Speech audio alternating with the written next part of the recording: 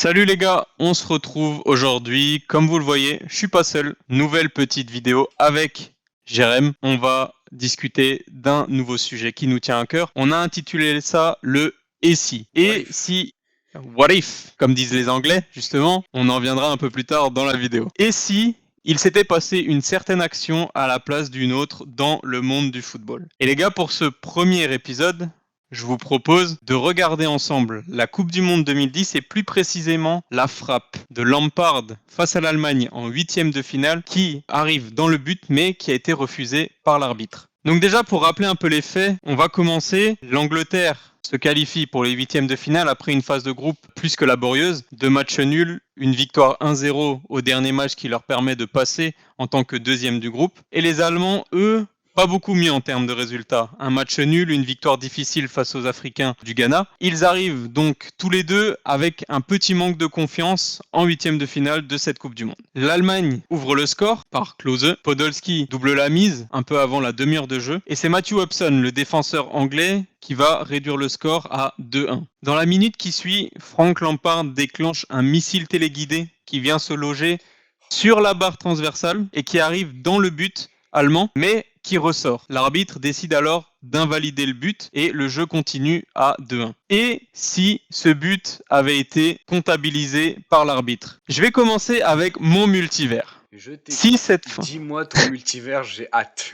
si cette frappe de Lampard était rentrée, je pense que mentalement, les Anglais auraient pris l'ascendant sur les Allemands. Ils auraient gagné ce match, ils se seraient qualifiés pour les quarts de finale. Arrivés en quart de finale, ils auraient affronté une équipe d'Argentine un petit peu dans la tourmente. Le coach de l'époque, c'était alors Diego Maradona. Les joueurs n'étaient pas forcément en accord avec le discours du coach. D'un point de vue même footballistique, c'était compliqué à cette époque pour l'Argentine. Je vois les Anglais se qualifier face aux Argentins, pas forcément sur le même score que les Allemands dans la réalité. Arrivés en demi-finale, les Anglais, qui peuvent ramener une Coupe du Monde depuis les années 60, affronteront les Espagnols, qui eux chercheront leur première Coupe du Monde. Corner pour l'Espagne, Carles Puyol qui met une tête, mais dans ce multivers, la balle ne rentre pas. C'est John Terry qui vient prendre cette balle sur la tête de Puyol et l'Angleterre se qualifie pour la finale. En finale, ils affrontent les Pays-Bas. Alors là, c'est match de boucher, comme on en voit le dimanche matin, entre des milieux et des défenseurs anglais qui évoluent en Première Ligue toute l'année et des milieux hollandais qui sont plus que féroces. On se rappelle de Jong sur Xabi Alonso. Xabi Alonso, il est tatoué au fer rouge depuis cette date-là. Il a les crampons sur le torse depuis cette date-là. Quoi. C'est vraiment. Tatoué à vie. Donc un match de boucher, les Anglais ont déjà éliminé les Espagnols qui cherchaient leur première Coupe du Monde. Pourquoi ne pas réitérer l'exploit face aux Pays-Bas qui eux aussi cherchent leur première Coupe du Monde? Et les Anglais éliminent les Pays-Bas. À la fin du temps additionnel de la prolongation, les Anglais ramènent la coupe à la maison. It's coming home, comme ils disent, et donc ils remportent leur deuxième Coupe du Monde et brodent une deuxième étoile sur le magnifique maillot que tu portes, Jérémy. Ouais, bah alors on n'est pas dans le même multivers, parce que là, il y en a bien qu'une. Ok.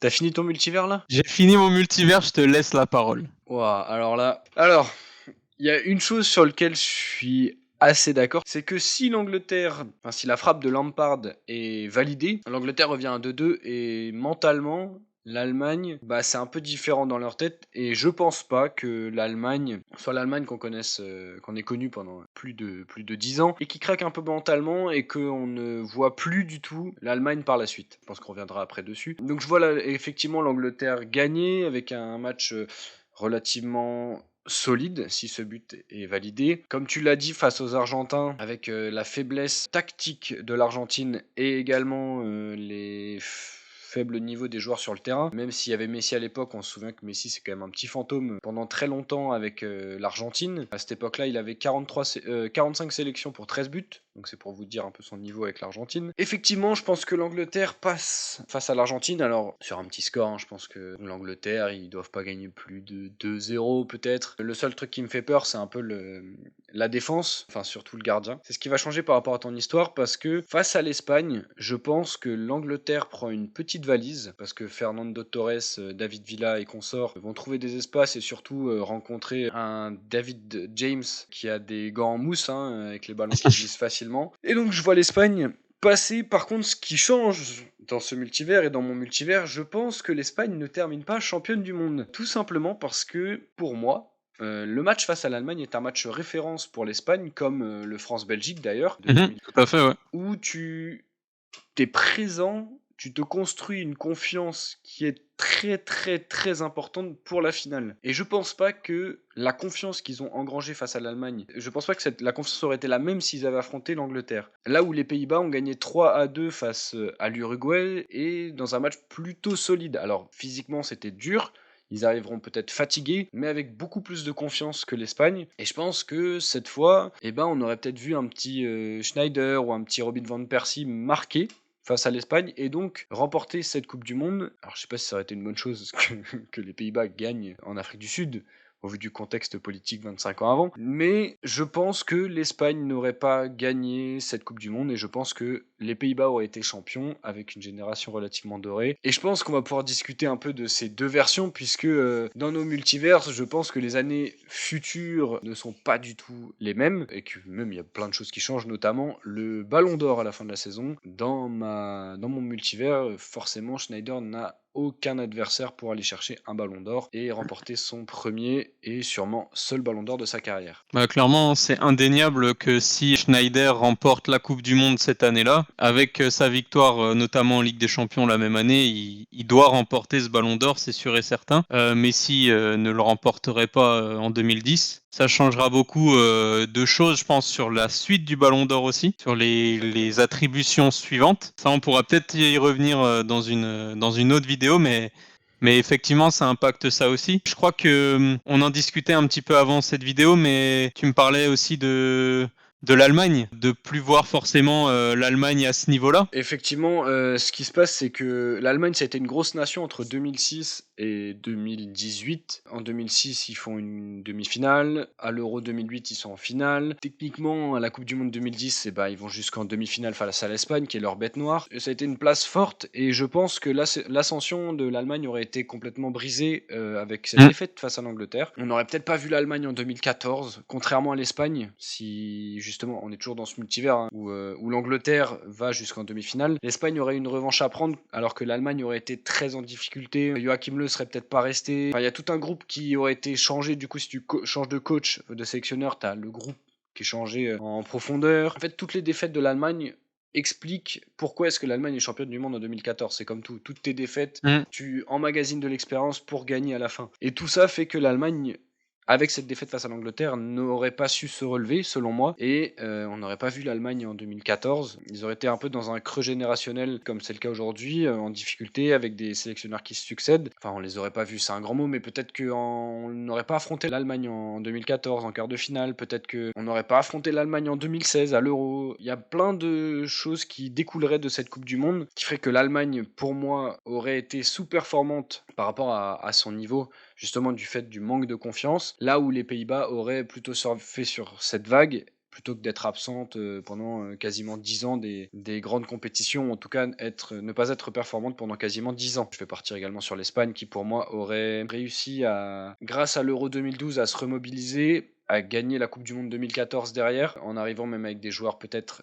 plus vieux, mais qui ont beaucoup plus d'expérience, qui auront appris à perdre. C'est important d'apprendre à perdre. Tout ça fait que l'histoire était complètement différente dans mon multivers, et je pense qu'il va être totalement différent du tien également. Bah ouais, c'est clair, moi mon analyse elle est déjà beaucoup plus simple. En voyant l'Angleterre aller jusqu'au bout, je les vois donc soulever cette Coupe du Monde en 2010, être peut-être plus performants en 2012, mais derrière je les vois s'effondrer comme ils se sont effondrés justement après cette élimination en 2010 où après c'était beaucoup plus compliqué. Je vois pas vraiment un changement où ça galvaniserait le moral des Anglais pour aller chercher une 3e, une 4e Coupe du Monde par exemple, et je pense qu'on les verrait pas forcément plus que ce qu'on ne les voit dans l'univers qui existe actuellement. Pour moi, si l'Angleterre avait gagné en 2010, on ne les aurait pas vus en finale en 2021. On ne les voit pas en Coupe du Monde 2018-2022 aller si loin. 2018, je crois d'ailleurs qu'ils s'arrêtent en phase de poule. Non, ils vont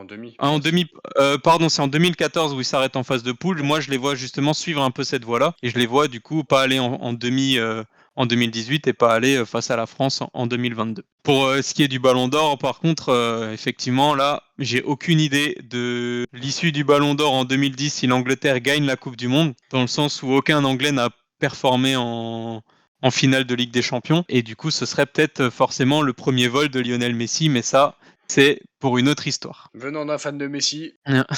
Si tu as fini avec ton multivers, je crois que tu voulais aussi évoquer peut-être une autre phase un peu du football d'aujourd'hui qui vient directement de cette de ce fait de jeu. Il me semble que tu voulais parler d'autre chose. Effectivement, il y a un point très important qui a été beaucoup mis en avant suite à ce but non validé, c'est l'utilisation de la goal line technology. La goal line technology est ressortie des cartons parce que justement le but de Lampard n'a pas été validé. Si le but de Lampard était validé, cette goal line technology serait restée bien planquée dans un carton. Et donc aujourd'hui, on n'aurait pas la VAR, on n'aurait pas eu les 6 arbitres sur le terrain en Ligue des Champions avec l'arbitre de la surface. On n'aurait pas l'installation de micros chez les arbitres qui arrivent doucement, et ça fait plaisir. On n'aurait pas les capteurs également dans les ballons. Il y a plein de choses qui fait que le football resterait encore un petit peu archaïque, qu'il n'y aurait pas vraiment d'évolution, quoi. On verra encore des vols par rapport à des mains faites dans la surface et qui ont suivi un but. On verra encore des buts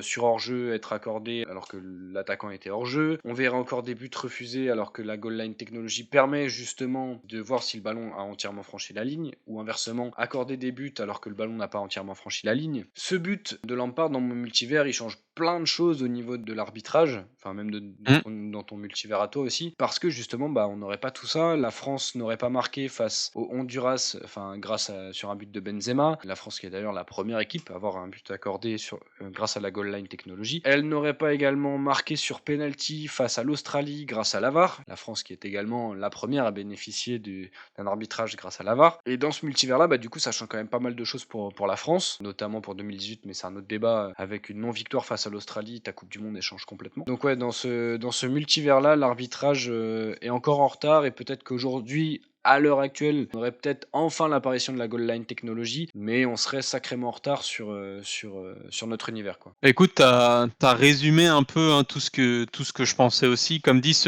cette décision arbitrale, en fait, ce jour-là en 2010, elle induit directement toutes les nouvelles technologies qui sont liées de près ou de loin au football. Moi, comme dit, le fait le plus marquant, c'est que la goal line, elle donne naissance à la VAR, et que la VAR, elle permet d'éviter toutes les mauvaises décisions, que ce soit carton, hors-jeu, main dans la surface, etc. Donc effectivement, avec ce but-là, finalement, on fait presque un pas en arrière sur la vision du football qu'on a aujourd'hui. Et ce but refusé, c'est peut-être la meilleure chose qui ait pu arriver au football ces derniers temps. Alors, les Anglais nous diront sûrement l'inverse, parce qu'ils auraient bien voulu passer un peu plus loin en Coupe du Monde en 2010. Mais d'un point de vue football total, je veux dire, ça a quand même été une bonne chose, ce but refusé, pour tout ce qui est éléments de goal line et de VAR. Quelque chose à ajouter, Jérém, là-dessus? Non, Tout rien est à bon? dire de plus. C'était très intéressant, c'était très bien le petit SI là, comme ça. Franchement, c'était très cool de pouvoir découvrir ton multivers. Le multivers où Écoute, il y a du coup pas d'étoile sur ton maillot, et elle vient se caler juste ici là à côté de. Exactement, voilà, on a fait un petit clin d'œil, niveau maillot, on était obligé, vous nous connaissez maintenant. Écoute, si c'est tout bon pour toi, les gars, du coup, on va se dire au revoir. Moi, je vous invite à nous dire en commentaire de la vidéo votre multivers. Est-ce que l'Angleterre serait championne du monde? Qui serait champion du monde en 2010? Qui découlerait de ça? Que penses-tu de nos idées sur justement les nouvelles technologies qui sont liées directement à ce but-là? Mais si Lampard avait marqué face à l'Allemagne à la Coupe du Monde 2010, ça c'est dans un autre univers. Nous, on va revenir dans l'univers qui est le nôtre, là où l'Espagne est championne du monde, là où Lionel Messi est Ballon d'Or 2010, et surtout là où on connaît la Ligue 1 comme on la connaît aujourd'hui, et pas seulement le football. Moi, je vous dis à la prochaine. Ciao. Ciao.